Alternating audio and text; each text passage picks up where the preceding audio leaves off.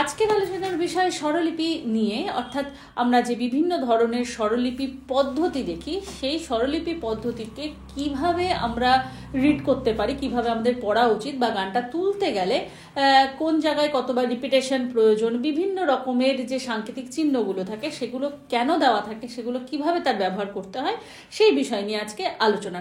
প্রত্যেকটা beginner student যারা প্রারম্ভিক গান তুলতে যাচ্ছে কোনো নোটেশনের বই থেকে, তাদের কিন্তু এই অসুবিধাটা বহুবার ফেস করতে হয়। তাই এই নিয়ে আজকে ডিটেলে আলোচনা করব। আশা করি এই বিষয়টি তোমাদের ভালো লাগবে এবং অনেকেরই হয়তো মনে হতে পারে এই ভিডিও দেখে যে আমি তো এই পদ্ধতি জানি, এগুলো আমি আগে দেখেছি, কিন্তু তারপরেও বলছি ভিডিওটা ভালো করে দেখো, কারণ অনেক কিছু নতুন তুমি এর মধ্যে থেকে কিন্তু আবিষ্কার করতে পারবে। তাহলে চলো দেরি না করে শুরু করি আজকে ক্লাস। নমস্কার, আমি বাবলি বিশ্বাস আর আপনাদের স্বাগত আমার ক্লাসে। তবে ক্লাসে যাওয়ার আগে বলি, যারা আমার অনলাইন এবং অফলাইন ক্লাসের সঙ্গে যুক্ত হতে চান তারা এই মুহূর্তে স্ক্রিনে যে নাম্বার দেখতে পাচ্ছেন সেই নাম্বারে কল করে নিয়ে ক্লাসের ডিটেলস জেনে নিতে পারেন। এছাড়া এটি হোয়াটসঅ্যাপ নাম্বার, এই নাম্বারে নিজেদের নাম, বয়স এবং স্কেল জানিয়ে অ্যাজ এ স্টুডেন্ট নিজেদেরকে এন্ট্রি করতে পারেন। যথাসময়ে আমার সহকারী আপনাদের সঙ্গে যোগাযোগ করে নিয়ে ক্লাসের বিষয় সম্পর্কে আপনাদের জানিয়ে দেবে। তাহলে প্রথমেই আসি স্বরলিপি পদ্ধতি। স্বরলিপি পদ্ধতি প্রধানত যেগুলো চলতি পদ্ধতি থাকে আমরা দেখি, সেটা হচ্ছে দু ধরনের পদ্ধতি। একটি হচ্ছে আকার মাত্রিক পদ্ধতি এবং আরেকটি হচ্ছে ভাতখণ্ড পদ্ধতি। আকার মাত্রিক পদ্ধতি এক কথায় যদি আমি বলি তাহলে খুব সহজে তোমরা রিলেট করতে পারবে রবীন্দ্রসঙ্গীত বা নজরুলগীতি বা অতুল প্রসাদের যে বইগুলোতে আমরা যেগুলো পাই সেগুলি আকার মাত্রিক পদ্ধতি। এবং এই পদ্ধতি অনুযায়ী বেশিরভাগ পশ্চিমবঙ্গে বা বাংলাদেশে অর্থাৎ বাঙালি অধ্যুষিত এলাকায় যে ধরনের গানের বইগুলো পাওয়া যায় সাধারণত এই পদ্ধতি আমরা দেখতে পাই।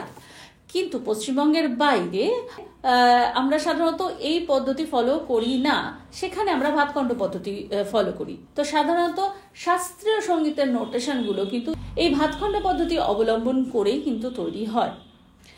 তাই ক্লাসিক যখন আমরা শিখছি বা রাগ সঙ্গীত যখন আমরা শিখছি তখন আমাদের ভাতখণ্ড পদ্ধতি অবলম্বন করতে হয়।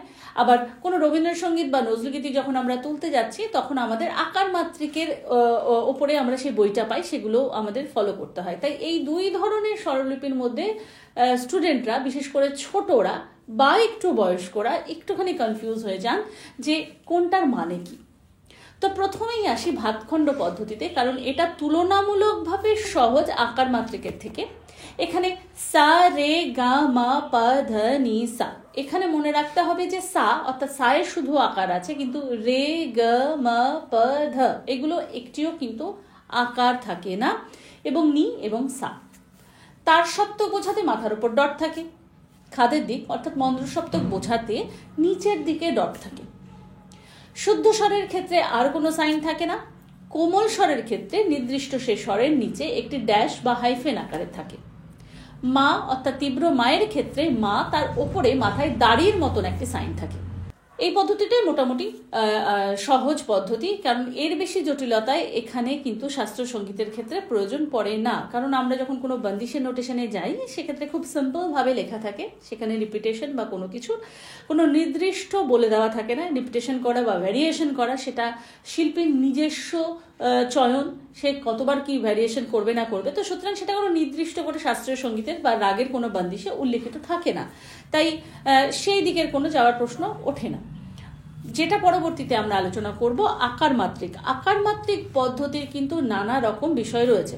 প্রথম কথায় বলি যে সা রে গা মা পা ধা নি সা, এক্ষেত্রে তো আকার দিয়েই লেখা হয় সমস্তটাই, কিন্তু এখানে তার সপ্তকের ক্ষেত্রে রেপ, বাংলায় যেটা রেপ স্বর সেটা ব্যবহার করা হয়, এবং খাদের দিকে বোঝাতে হাসান যেটা আমরা বলি সেইটা ব্যবহার করে, সেই সাইনটা ব্যবহার করা হয়। কিন্তু কোমলের ক্ষেত্রে এখানে সম্পূর্ণভাবে যে আমাদের অ্যালফাবেট রয়েছে, যে স্বর রয়েছে সেটা চেঞ্জ হয়ে যায়। অর্থাৎ শুদ্ধ রের ক্ষেত্রে রে, কিন্তু কোমল রের ক্ষেত্রে রিকার ব্যবহার করা হয়। শুদ্ধ গায়ের ক্ষেত্রে গ, কিন্তু কোমল গায়ের ক্ষেত্রে ইয় গয় ব্যবহার করা হয়। শুদ্ধ মায়ের ক্ষেত্রে ম, কিন্তু কড়ি মায়ের ক্ষেত্রে হয় মধ্যনস্বয় ব্যবহার করা হয়। শুদ্ধ ধায়ের ক্ষেত্রে ধ, কিন্তু কোমল ধায়ের ক্ষেত্রে দ ব্যবহার করা হয়। শুদ্ধ নিয়ের ক্ষেত্রে দন্তের ন, কিন্তু কোমল নিয়ের ক্ষেত্রে মধ্যের ন ব্যবহার করা হয়। এবার রিপিটেশন বা গানের প্রথম লাইনে ফেরা বা গানের কোনো লাইনের মাঝখানে ফার্স্ট ব্র্যাকেটের থাকার এই যে ডিটেল বিষয়টা, সেটা চলো এবার আলোচনা করি। তো এই পদ্ধতিটা আলোচনা করার জন্য আমি একটা ছবির আশ্রয় নিচ্ছি। এইখানে একটি নোটেশন তোমরা দেখতে পাচ্ছ, মান্নাদের গাওয়া একটি খুবই প্রচলিত গান, তার একটু নোটেশনের অংশ আমি এখানে ছবির আকারে তুলে ধরেছি, যাতে আমি বোঝাতে পারি যে কিভাবে জিনিসটাকে আমরা বুঝবো বা নোটেশনটা আমরা কিভাবে বুঝবো। তোমরা স্ক্রিনে দেখতে পাচ্ছ যে আমি যদি এই লাইনের অংশটুকুনি ধরি, আমি সবার পেছনে থাকবো, শুধু মনে মনে মাকে ডাকবো আমি। তাহলে আমি যদি এখানে বোঝানোর চেষ্টা করি, তাহলে দেখো আমি সবার পেছনে থাকবো, এখানে একটা শুরু হয়েছে, আমিটা যদি বাদ দিই, আমির পাশে দুটি আইয়ের আকারে দুটো সাইন আমরা দেখতে পাচ্ছি। তো সেটা আমি পরে বলছি, কিন্তু যে সেকেন্ড ব্র্যাকেটটা রয়েছে সেই সেকেন্ড ব্র্যাকেটটা ক্লোজ হয়েছে আমিতে গিয়ে, কিন্তু তার মাঝে আবার ফার্স্ট ব্র্যাকেট দিয়ে মনে মনে মাকে ডাকবো এই কথাটিও কিন্তু আছে। তাহলে এর অর্থ কি হবে? এর অর্থ বোঝাতে গিয়ে জিনিসটা এটাই হবে যে আমি সবার পেছনে থাকবো, শুধু মনে মনে মাকে ডাকবো, আমি সবার পেছনে থাকবো, শুধু মনে মনে মাকে ডাকবো। অর্থাৎ প্রথম লাইনটা দুবার হবে, তাই সেটা কিন্তু সেকেন্ড ব্র্যাকেট দিয়ে লেখা আছে। এবার সেকেন্ড ব্র্যাকেটের মধ্যে যে এই মনে মনে মাকে ডাকবো, এই যে শুধু এই কথাটা দেওয়া আছে, তোমরা যদি নোটেশনটা ঠিক তার পরের লাইনটা খেয়াল করো, দেখো সেখানে আবার সেই মনে মনে মাকে ডাকবো এই কথাটি কিন্তু আবার লেখা আছে। তোমরা দেখো এখানে আবার লেখা আছে। তো সুতরাং এই মনে মনে মাকে ডাকবো ফার্স্ট লাইনটা যেটা হচ্ছে, সেটা প্রথমবার রিপিটেশনের ক্ষেত্রে গাইবো, দ্বিতীয়বার যখন আবার রিপিট করব তখন ফার্স্ট ব্র্যাকেটের যেটা ছিল সেটা আর গাইবো না, তার নিচে যে মনে মনে মাকে ডাকবো সেই অংশটুকুনি আমরা গাইবো। তাহলে বোঝা গেল যে সেকেন্ড ব্র্যাকেটের অর্থাৎ সেকেন্ড ব্র্যাকেটের অর্থ হচ্ছে দুবার গাইবো, কিন্তু সেকেন্ড ব্র্যাকেটের মধ্যে যদি কোনো অংশ ফার্স্ট ব্র্যাকেট দিয়ে থাকে, তাহলে তার অর্থ হচ্ছে সেই লাইনটার অবশ্যই দু রকমের সুর থাকবে।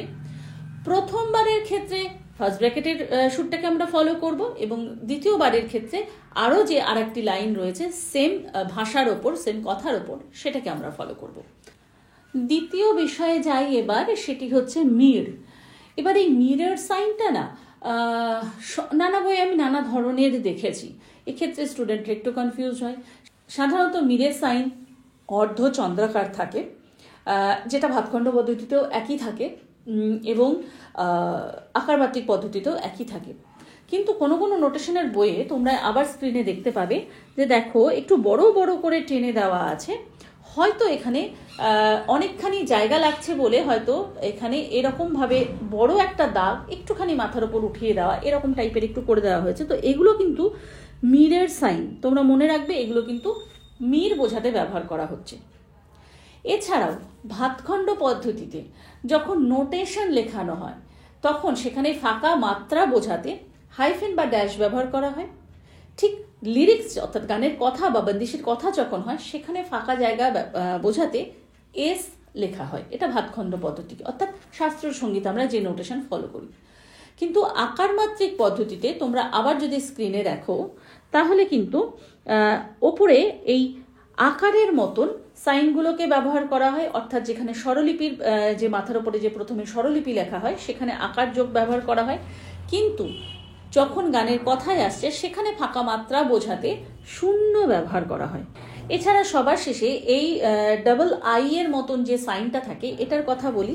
এই ডাবল আই এর সাইনটা হচ্ছে গানের প্রথম লাইনে তোমাকে ফিরতে হবে।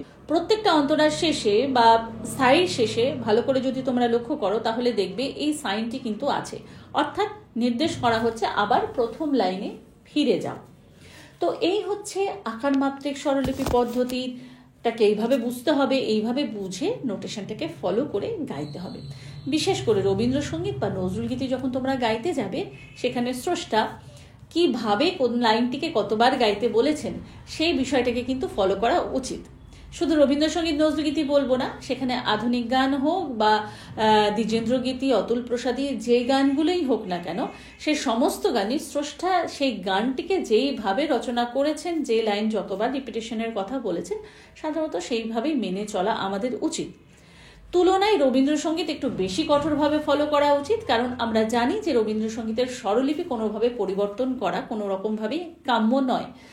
বাকি অন্যান্য গানের যে জনার রয়েছে, নজরুলগীতি বা আদার যেগুলো রয়েছে, সেগুলোর ক্ষেত্রে অনেক সময় শিল্পী হয়তো যথাযথভাবে সেই নিয়মগুলো ফলো করেন না, তবু মোটামুটি স্বরলিপি রেখে তোলার সময় এই বিষয়গুলোর ওপর একটুখানি সজাগ দৃষ্টি থাকা দরকার। তাহলে এই ছিল আজকের ভিডিও, আশা করি আপনাদের ভালো লেগেছে।